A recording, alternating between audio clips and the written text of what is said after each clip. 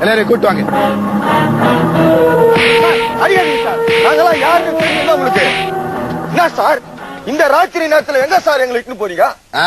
பக்கத்து தியேட்டர்ல ஜெகன் மோகினி படம் ஓடுதான், செகண்ட் ஷோ கூட்டு போறேன். ஐயோ மோகினி போறவா, எனக்கு பயமா இருக்குது.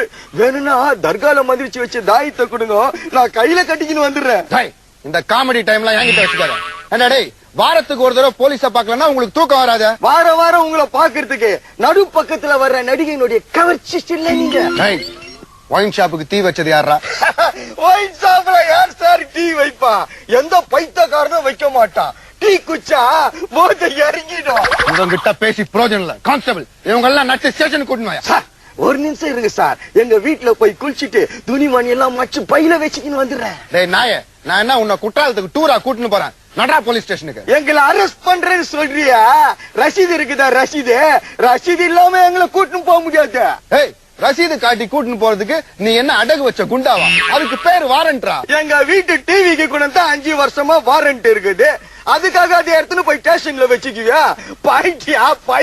ஐயோ, வாரண்ட்டுக்கும் வாரண்டிக்கும் வித்தியாசம் தெரியாத ஒரு பைத்தியக்காரன் நாய் கூட அவ்வளவு நேரம் பேசிருந்தா. ஏய்,